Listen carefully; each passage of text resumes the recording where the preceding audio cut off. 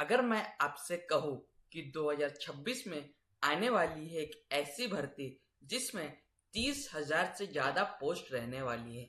हाँ जी, आपने बिल्कुल सही सुना, 30,000 से ज्यादा। कुछ कुछ खबरें तो निकल के ये भी आ रही है कि इसमें कुल 60 से 80,000 तक भी पोस्ट रह सकती है।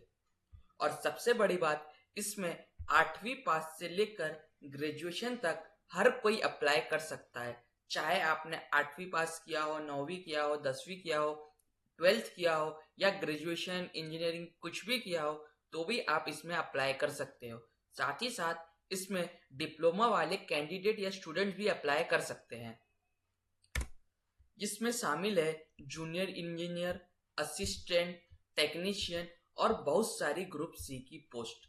दोस्तों, ये जो मैं आपको नाम बताया हो, जूनियर इंजीनियर, असिस्टेंट, टेक्नीशियन, ये सब पोस्ट के नाम है। तो आप समझ सकते हो कि इसमें कोई ये छोटी मोटी भर्ती नहीं है, कितनी अच्छी और कितनी बढ़िया पोजीशन है।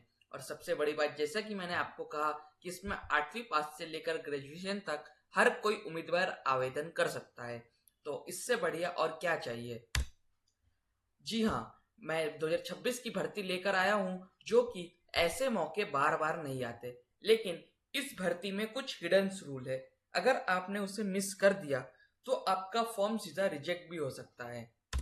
इसीलिए अगर आप एक सच्चे और पक्की सरकारी नौकरी चाहते हो तो इस वीडियो को एंड तक जरूर देखें, क्योंकि मैं आपको बताने वाला हूँ कि इस फॉर्म को कौन कौन अप्लाई कर सकता है, इसमें कितनी सैलरी मिलेगी, इसका फॉर्म कैसे भरना है, सिलेक्शन कैसे होगा और इसका एग्जाम कब रहेगा।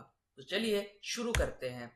सबसे पहले हम वैकेंसी डिटेल की बात करें तो दोस्तों, इस भर्ती में करीब 30,469 से ज्यादा पद आने की संभावना है। और कुछ कुछ लोग तो खबर ये दे रहे हैं कि इसमें कुछ कुल 80,000 तक पोस्ट आ सकती है।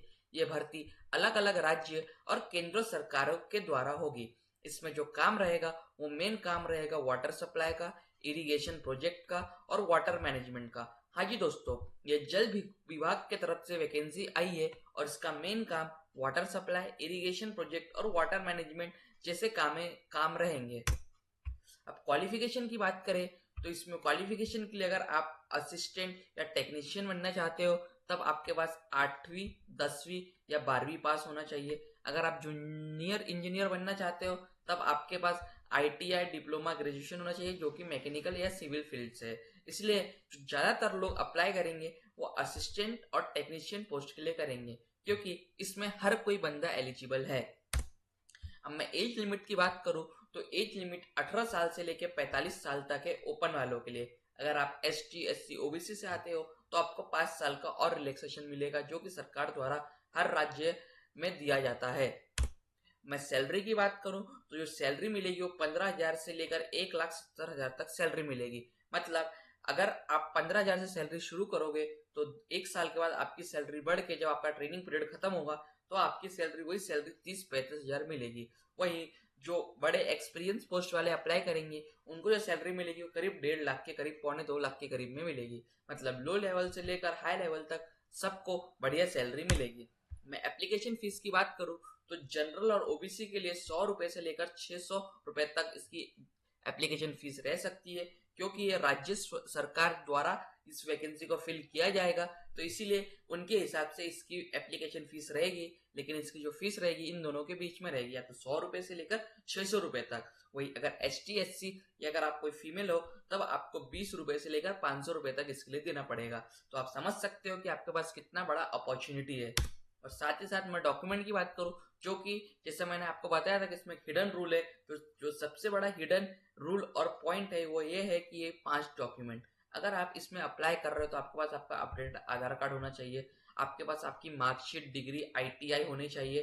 अगर आप मार्कशीट 10th 12th की मार्कशीट, अगर आप ग्रेजुएशन से अप्लाई कर रहे हो तो आपके पास डिग्री होनी चाहिए, अगर आप डिप्लोमा से कर रहे हो तो आपके पास ITI की डिग्री होनी चाहिए। साथ ही साथ अगर आप कोई कास्ट सर्टिफिकेट, जैसे आप कोई दूसरे कास्ट से फॉर्म फिल कर रहे हो तो आपके पास कास्ट सर्टिफिकेट होना चाहिए और आपके पास डोमिसाइल होना चाहिए उस राज्य का। साथ ही साथ फोटो और सिग्नेचर आपका अपडेटेड और नया वर्जन, जो कि 2 हफ्ते पहले तक का चलेगा। और आपके पास एक चालू मोबाइल नंबर और ईमेल आईडी, क्योंकि उसके ऊपर OTP जाएगा। तो ये 5 चीज आपको कंपलसरी देना पड़ेगा। तो दोस्तों, जल विभाग भर्ती 2026 के लिए आपके पास एक बहुत बड़ा मौका है, जहां ना आप सिर्फ एक सरकारी नौकरी पा सकते हो बल्कि अपने करियर को एक स्ट्रॉन्ग डायरेक्शन भी दे सकते हो। अब मैं बताता हूँ इसका नोटिफिकेशन कब आएगा। दोस्तों इसका नोटिफिकेशन मई एंड से लेकर जून के 15 दिनों के भीतर आ जाएगा, मतलब 15 जून तक इसका नोटिफिकेशन आने की पूरी पूरी स्ट्रांग संभावना है। इसलिए आपके पास समय काफी कम बचा है और जैसे ही इसका नोटिफिकेशन आएगा आप ये मान के चलो कि 45 दिन तक तो इसका फॉर्म फिल किया जाएगा, 1 महीना फॉर्म फिल और 15 दिन इसका करेक्शन विंडो रहेगा।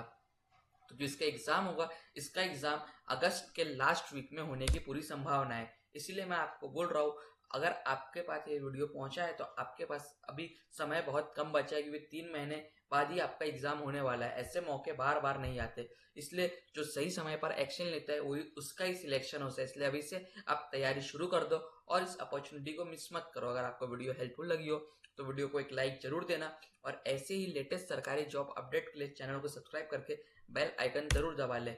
और अगर आपके मन में कोई और सवाल है तो नीचे कमेंट करके जरूर पूछना, मैं पर्सनली रिप्लाई करने की पूरी कोशिश करूंगा। मिलते हैं अगली वीडियो में एक और नई अपॉर्चुनिटी के साथ। तब तक के लिए मेहनत करते रहो, फोकस रहो और जय हिंद।